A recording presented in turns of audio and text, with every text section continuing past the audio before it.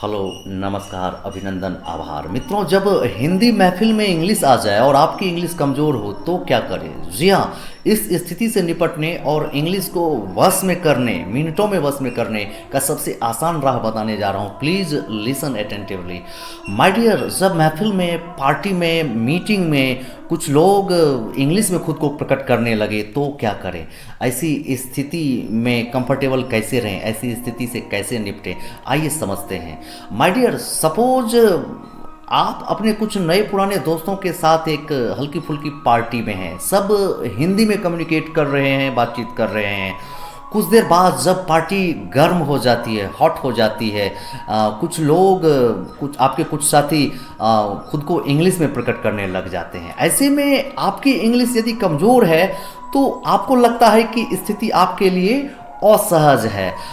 My dear, कुछ लोगों का कार्य क्षेत्र या कुछ लोग ऐसी जगह कार्य करते हैं, जॉब करते हैं, रहते हैं जहाँ का माहौल इंग्लिश लैंग्वेज से भरा होता है, जबकि कुछ का नहीं। खैर, आपको ये समझना है कि ये उनका तरीका है, आपका अपना तरीका है। आपको उन्हें नहीं बदलना है, आपको खुद स्थिति के अनुसार ढलना है। आप अंग्रेज़ों की भाषा है ऐसा कह के बच नहीं सकते। आपकी जानकारी के लिए बता दूं कि अपने देश भारत के कुछ राज्यों में इंग्लिश प्रमुख भाषा के रूप में यूज़ की जाती है। हम इंग्लिश को अपनी मातृभाषा या हिंदी पर हावी नहीं होने दे सकते। हाँ, हर लैंग्वेज का सम्मान है। मित्रों, तो इस सिचुएशन में, इस स्थिति में पहला ऑप्शन यह है कि आप अपनी मातृभाषा हिंदी पर कायम रहें, टिके रहें।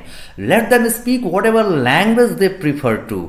यदि आपको अपनी मातृभाषा या हिंदी पर गर्व है तो आप अवश्य ही असहज महसूस नहीं करेंगे, बल्कि स्थिति का भरपूर आनंद भी उठाएंगे। आई am damn sure about it. दूसरा ऑप्शन, ऐसी स्थिति में आप भी खुद को इंग्लिश में प्रकट करना चाहेंगे जबकि आपकी इंग्लिश जरा सी या अधिक वीक है, कमजोर। माय डियर, ऐसे में सबसे पहले आप उस समय के लिए, उस स्थिति में हिंदी में सोचना बंद कर दीजिए। Stop thinking in Hindi, think every single thought in English. हर एक सोच को इंग्लिश में सोचिए। Feel every emotion properly and listen more than to speak.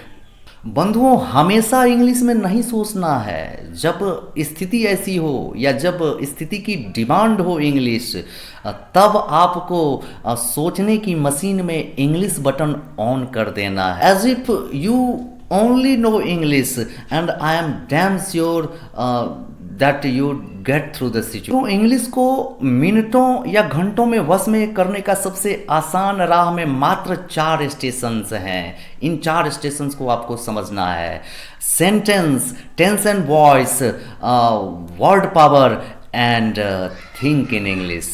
My dear, sentence और टेंस एंड वॉइस आप खुद से भी 1-2 दिन में सीख सकते हैं। वर्ड पावर के बारे में कहना चाहूँगा कि इंग्लिश बोलने के लिए, इंग्लिश में खुद को प्रकट करने के लिए 2 से 3 हज़ार वर्ड्स का ज्ञान काफ़ी है और इनमें से 50% आप पहले से ही जानते हैं, क्योंकि ये वर्ड्स आपकी मातृभाषा या हिंदी का भी हिस्सा है। जैसे कि इंग्लिश में भी हम कार को कार, इंग्लिश हिंदी दोनों में कार को कार, बस को बस, ट्रक को ट्रक कहते हैं, शर्ट को शर्ट, टी शर्ट को टी शर्ट कहते हैं, कप को कप, प्लेट को प्लेट कहते हैं। ऐसे न जाने अनगिनत है। बहुत सारे हिंदी वर्ड्स को आप इंग्लिश में भी यूज़ कर सकते हैं, उसके लिए अलग से इंग्लिश वर्ड्स की ज़रूरत नहीं है। लाइक साड़ी को साड़ी कह सकते हैं आप, पान को पान कह सकते हैं आप, इसी तरह जंगल को जंगल कह सकते हैं आप, या फिर रसगुल्ला को रसगुल्ला कह सकते हैं। और चौथा, सबसे महत्वपूर्ण, think in English, think every single thought in English. जब आपको खुद को इंग्लिश में प्रकट करना हो, सिचुएशन ऐसी हो कि आपको इंग्लिश में ही खुद को प्रकट करना है, तो ऐसे में सबसे पहले stop thinking in Hindi and start thinking every thought in English and I am sure you will get through the situation my friend. ऐसी स्थिति में अचानक हिंदी से इंग्लिश पे जाना, इंग्लिश में सोचना प्रारंभ कर देना आसान नहीं होता है। 1-2 बार दिक्कत हो सकती है, but I am damn sure कि बहुत कम समय में आप इंग्लिश को अपने वश में कर लेंगे, अपने कंट्रोल में कर लेंगे। I hope you have got it. Have a nice time. चाओ।